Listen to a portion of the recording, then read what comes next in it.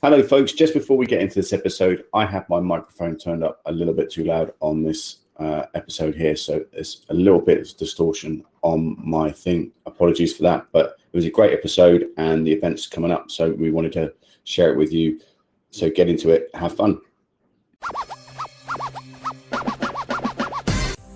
This episode is brought to you by the European Coworking Assembly. We are everything Coworking Europe. If you head to the Coworking Assembly website, you can connect with our World Coworking, European Freelancers Week, Coworking Symposium, Coworking Library, and Coworking Tools.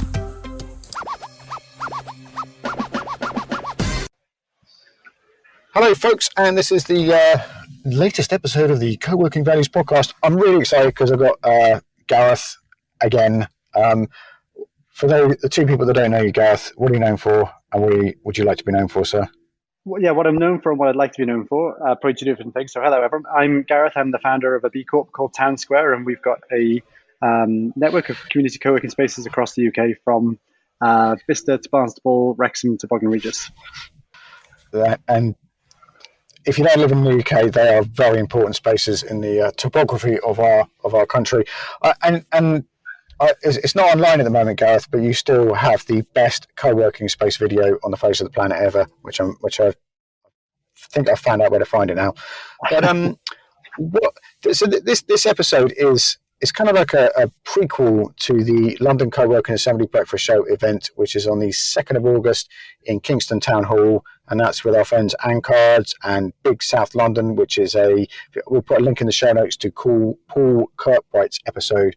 And Big South London is a coalescent or collaboration between local regeneration people in the local authorities, the universities in that area, and a lot of workspaces and co-working spaces, including Town Square, which is soon to open in Kingston.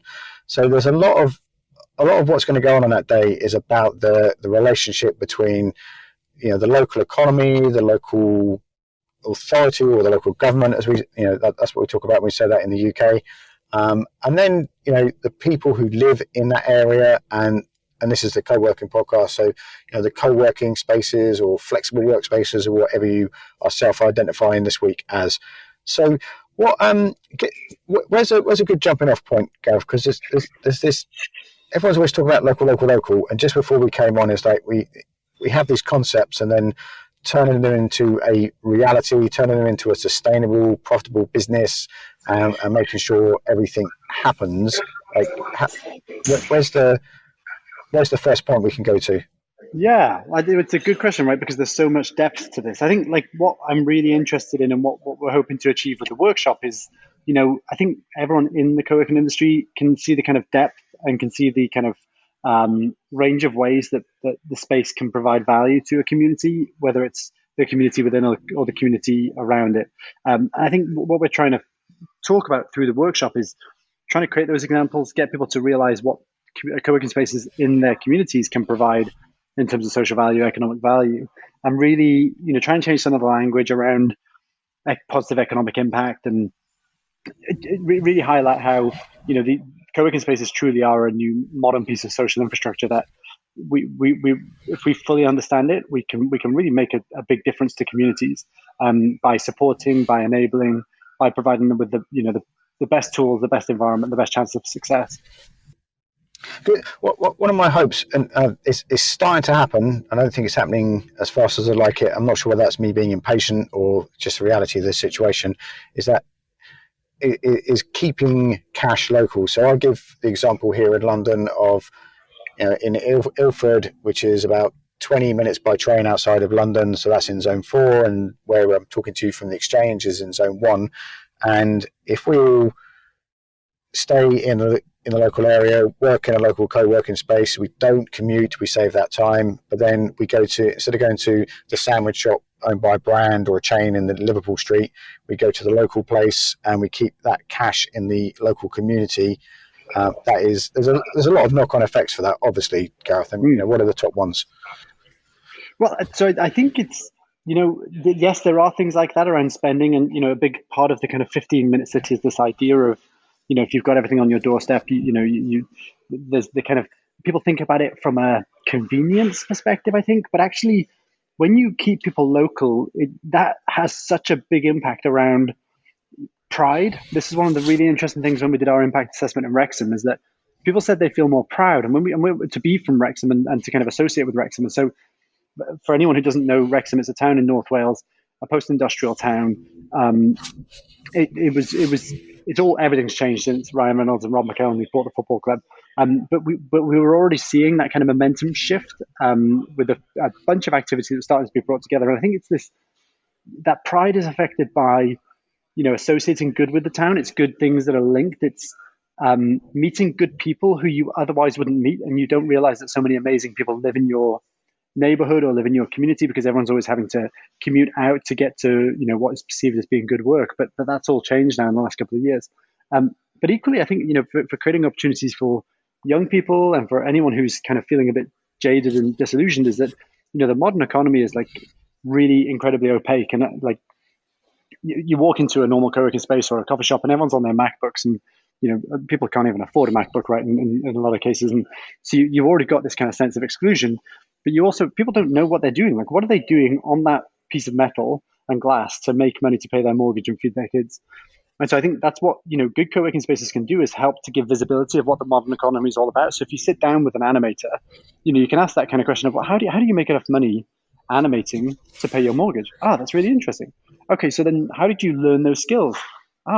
So where would someone get started? What software do I need? And it's that kind of stuff that can really help someone realize that you can live in a town wherever you choose to be, and you can do work that not only do you enjoy, but you can be kind of you can be kind of credible and recognized at an international level.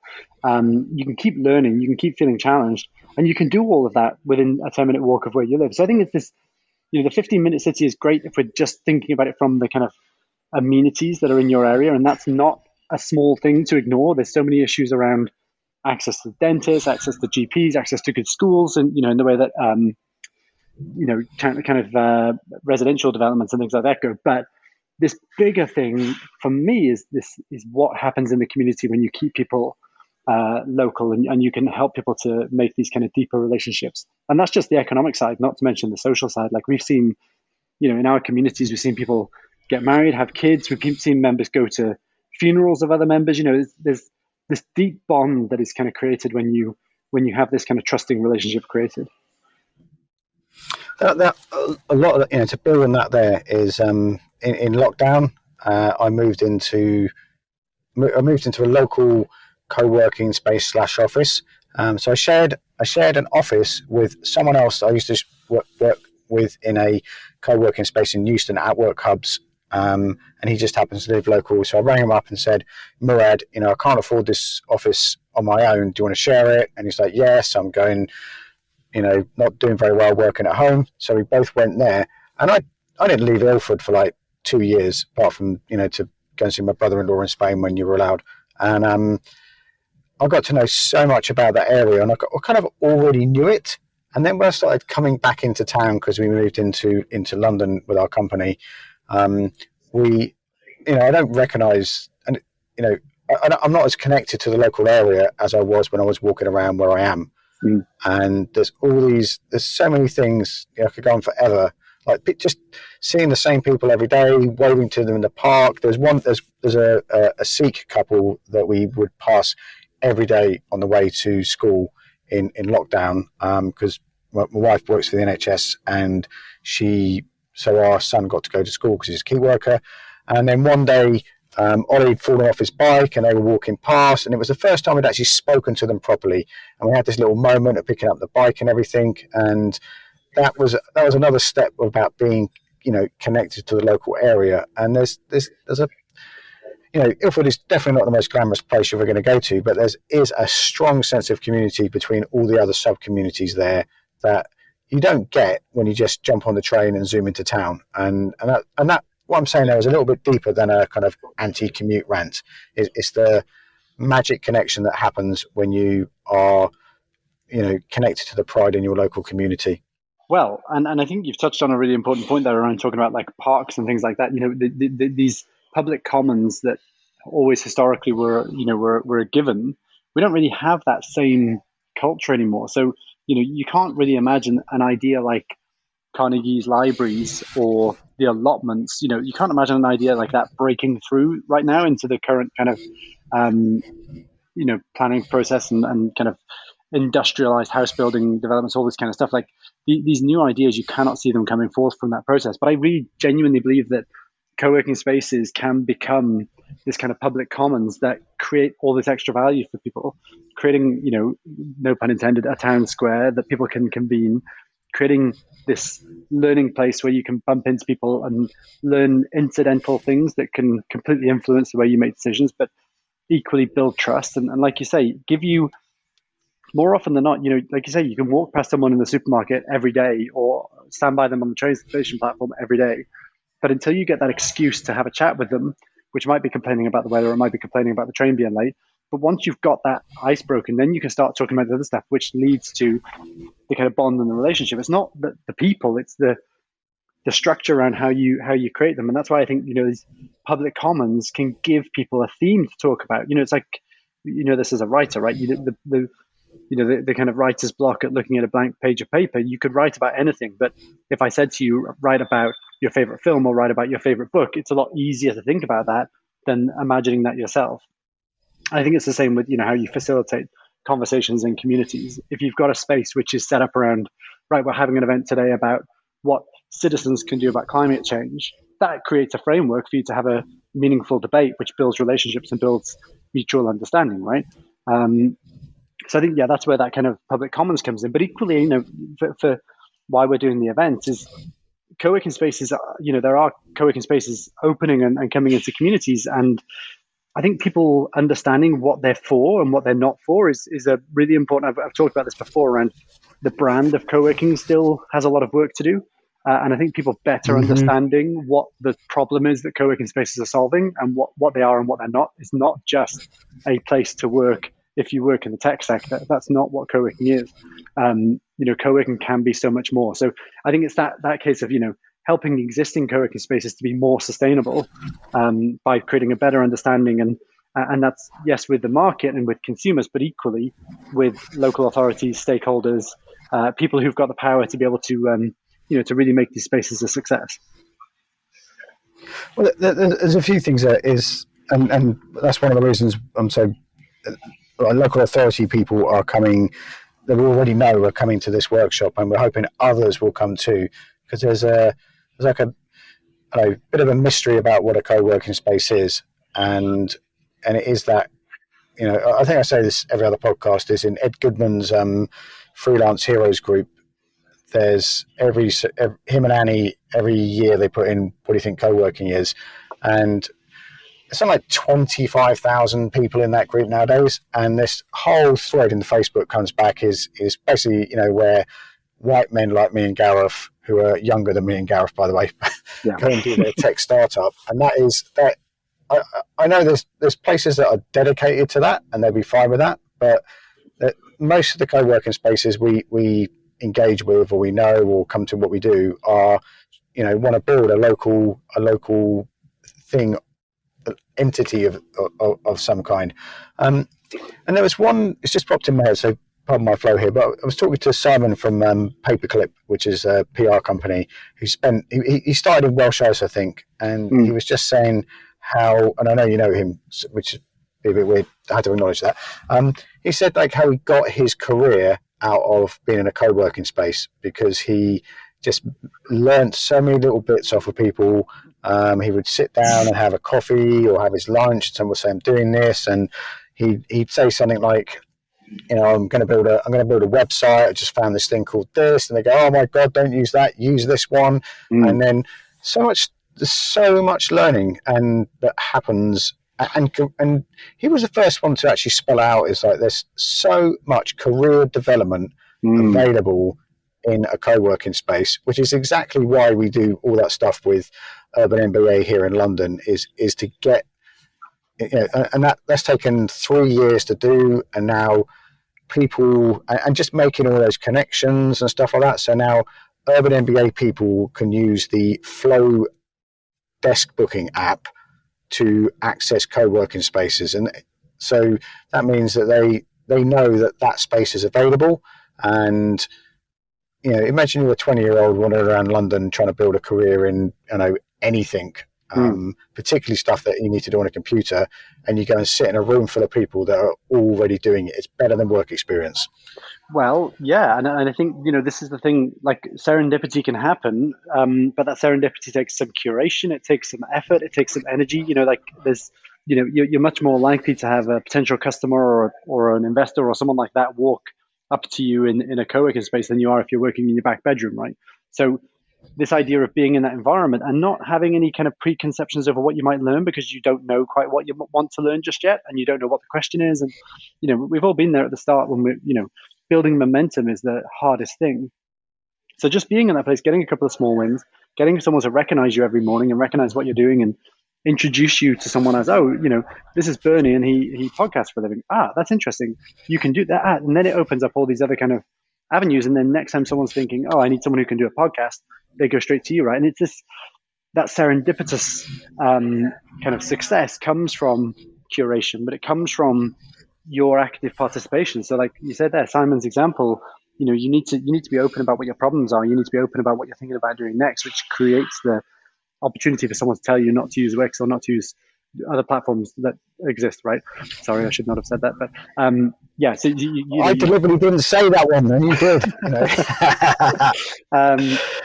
No, Wix is great, but yeah, the different platforms that you people have had good experiences with or bad experiences, or where there's a particular deal on. So I think it's like that stuff that happens when you open yourself up, and that goes back to the blank piece of paper thing again, where no one's just going to walk up to you, Bernie, and say, right, don't use this domain registration system, non-named, because of this reason, use this instead. Well, you haven't asked for that information, but when you start to be open, things pour back in. So yeah, I think that's, again, somebody you wouldn't go up to someone in the supermarket and say, do you know anything about domain registration?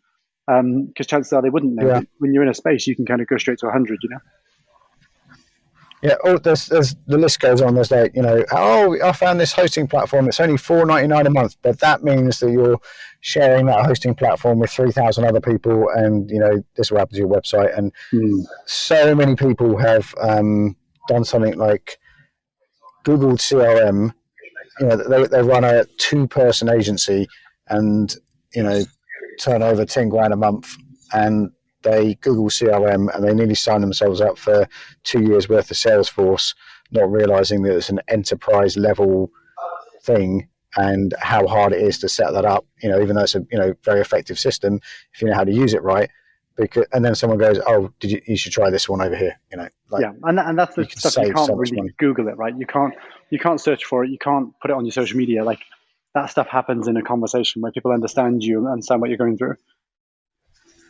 Yeah. The other bit I want to add in here is I'm sure this has come up in something you or Mandy have said over the years. So I hate to advertise it as my own idea, but there's at times in the past, people would go to their place of worship. They go to there were community centres in the UK, which are nearly all gone now.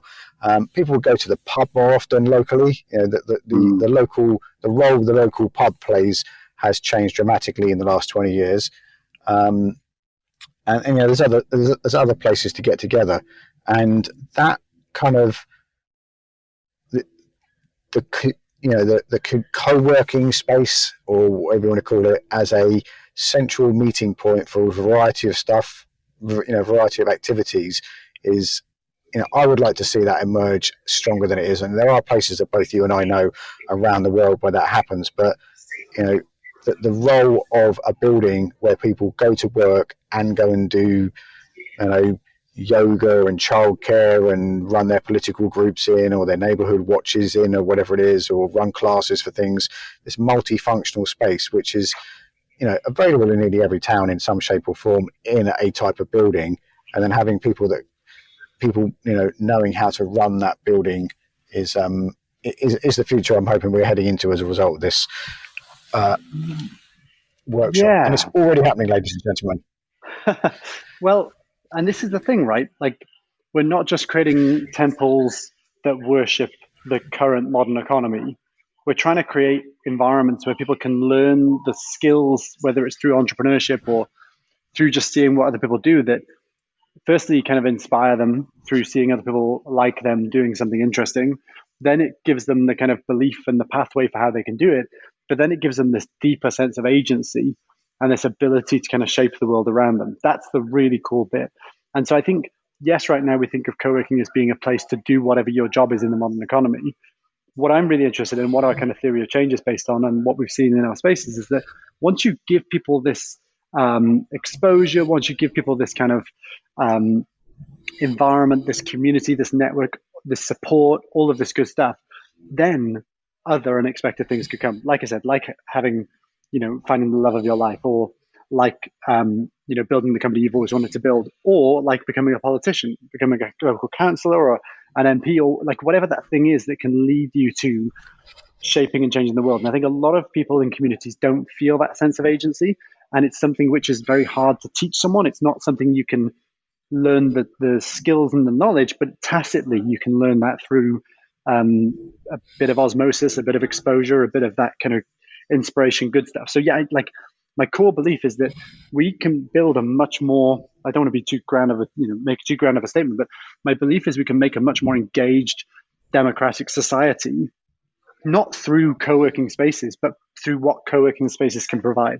That's the cool bit. Like, so that's the bit where, I think when we change our understanding, which is not just about enabling people to work close to home, like the environmental thing's interesting within co-working, because my philosophy on it is that yes, you can enable people to work close to home, which is one part of it, but in a more deep way, you can kind of get to that point in Maslow's hierarchy around self-actualization through, people knowing what they care about. Instead of everyone trying to do everything or half-arsing it and, giving up straws and giving up plastic bottles of Coke, you can deeply understand how you can affect the world and what you need to do. Again, without being too kind of grand, that's really why I'm doing what I do, why I'm in this industry, and why I think, like we say, we call it co-working, but it's not just co-working, right? But that's why I think these spaces are so vital for the communities in which we call home, for the communities in which we want to raise our kids, for the places with which we identify so much of our own personal identity. Who we are is so closely related to where we're from and where we choose to live. I'm there because there's, as you were speaking there's just so many examples over the years of either places I've visited when we've been to conferences and we've gone around and seen it, and then other projects I've been involved in where people have, there's more than one story where there's a group of people who are freelancers or consultants or, working for themselves, have got together in a cafe, ended up getting a building together, and then that's become a co-working space.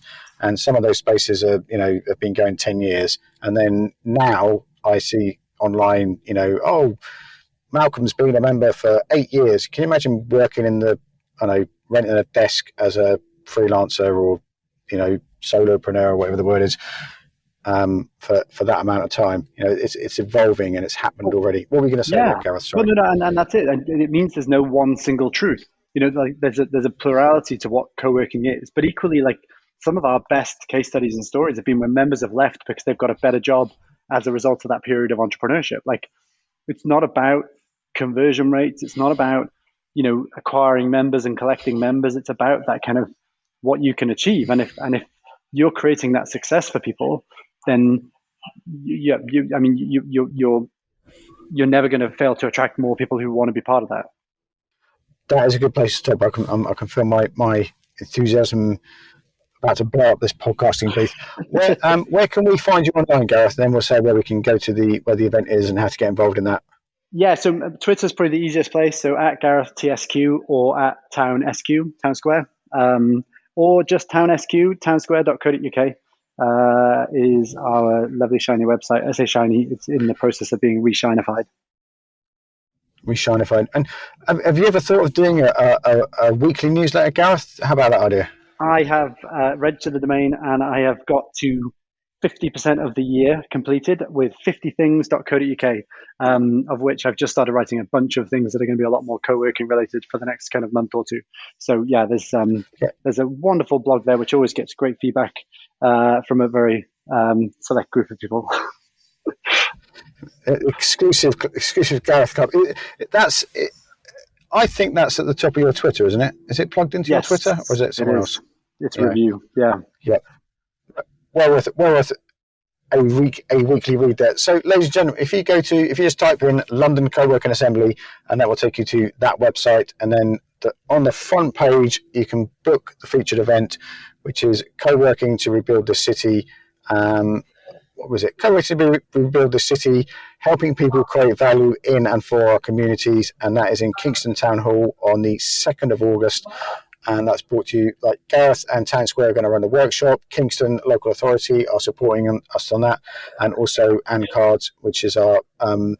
If you go back, we'll put a link in the show notes to Igor's podcast that he did. Igor runs the Ukraine Co-working Association with Vika. He did a really good podcast with my fellow podcaster here, Jose, and he did an amazing talk at Co-working Spain about not just about Ukraine and the invasion there and co-working, but like what co-working means as a bigger picture for humanity. And that ties into a lot of what Gareth and I have spoken about in this podcast and what is coming into the in the workshop we're going to do in London. So thanks very much for your time, Mr. Jones. And thank you, ladies and gentlemen, for listening at home. And if you go to coworkingassembly.eu, wait around for a few seconds, and one of those annoying but highly effective pop-ups will come on, and you can join our email list there. Be careful out there. Take care.